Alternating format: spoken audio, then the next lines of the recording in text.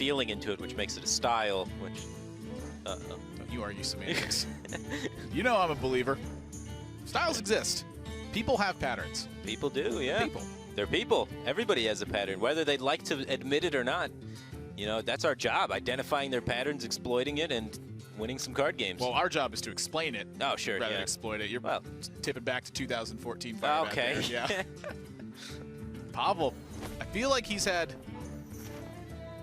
little opportunity, I think, thus far to really make anything happen. It feels like he's been playing from behind a lot. Sure. Well, the things should change this match as Pavel is on the Malagos Rogue, which is a pretty greedy build of the Malagos Rogue, if I do say so, and he's up against Cthulhu Warrior, which is typically a very favored matchup for the Malagos Rogue, able to get in a lot of damage early on, so many minions, so much cycle, and so much burst damage to finish it off.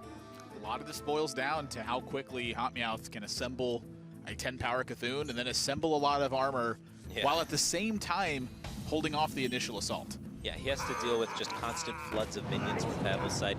Pavel has double Swashbuckler and then double Sinister Strike, double Shiv. So he should be able to cycle his deck very efficiently, and he has all of the Malagos combo pieces to assume a giant damage combo. And Axe Flinger, just a bit more damage to pile on top of that. Sure.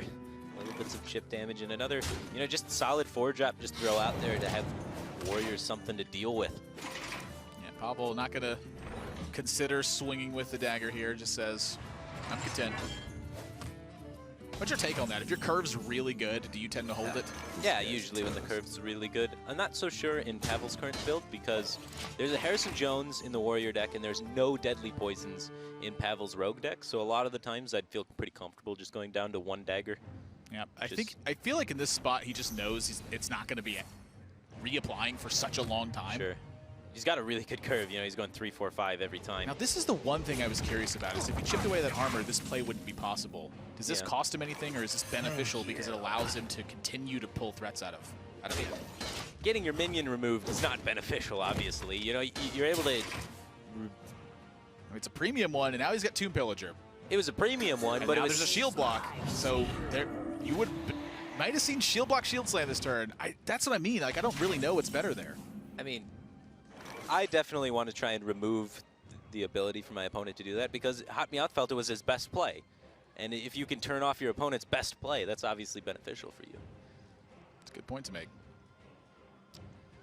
Pavel's going to lead with Shiv. He's got to be careful about these Shivs and Sinister Strikes and Eviscerates. He has to use as few of them as possible. Like, he still wants to have a very good curve. He wants to have a very strong opening going throughout the game, but if you use too many of them, you can run into a situation where you find yourself with too few spells to combo with Malagos. Still remaining, he's got 2 Sinisters, 2 Eviscerates, and the other Shiv, so he has plenty remaining, but it's something that he's always going to have in the back of his head when he's using these spells. And what's the cost of them later on? And if you're getting in 5 damage with Tomb Pillager, it's certainly one of those situations where it's acceptable to expend one. For sure. Tomb Pillager's scary. This guy's damage adds up quick. Ooh, that is not a good turn for HotMEOWTH. Cthulhu is currently sitting at 8. He's got no way to kill the Tomb Pillager. Malagos gets drawn, and Azure Drake gets added to board. HotMEOWTH, he's in trouble. Yeah, when he couldn't even kill the Tomb Pillager, and now he has an Azure Drake on top of that, giving Pavel access to spell power. It's a very bad position, no doubt.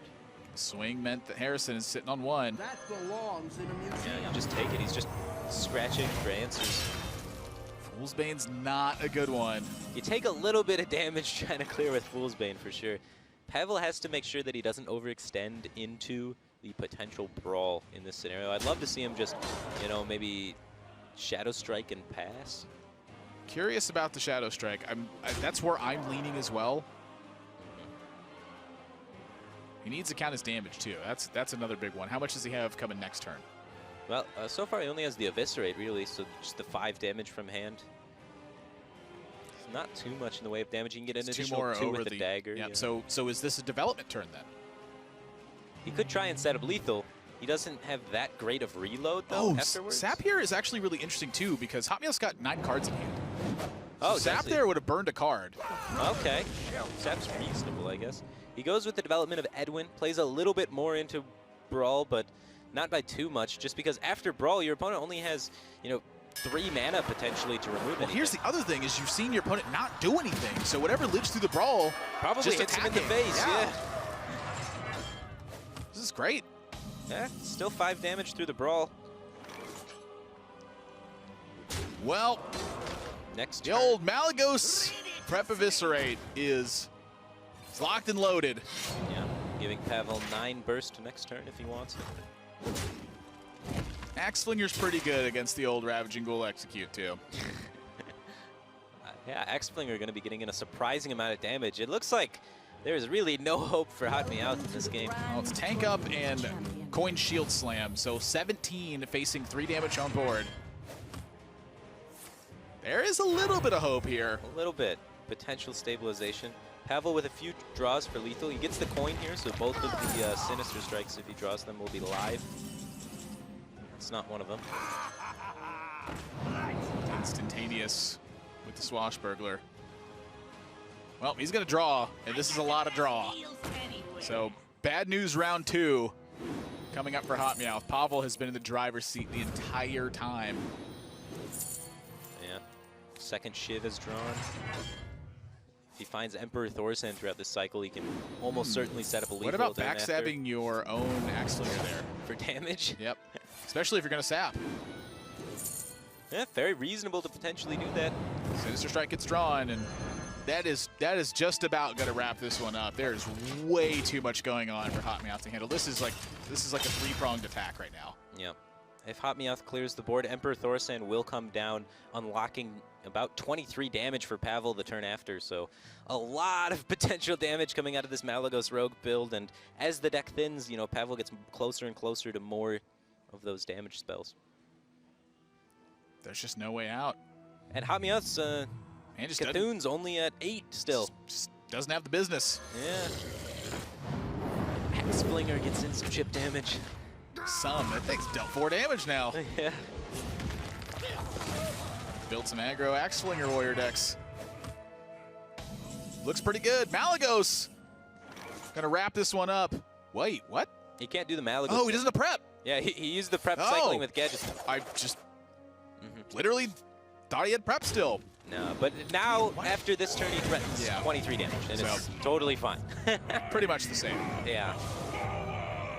I like the prep with gadgets, and you know, you lose a bit of damage potential with the Malagos, but you unlock so much more by cycling your deck, because with the Emperor procs, it's just so much damage, and you stick to the macro game plan of find Emperor Thorsan, discount all of your spells that you've cycled for, and then just huge burst with Malagos. And you can see why this deck is so favored against Warriors. Warriors so slow that they take so much chip damage from the Tomb Pillagers and Azure Drakes that they just get toasted. Yeah, a bit of victim of the hand, but Pavel puts together every piece, delivers that crushing blow. HotMEOWTH just shaking his head and slumping in his chair.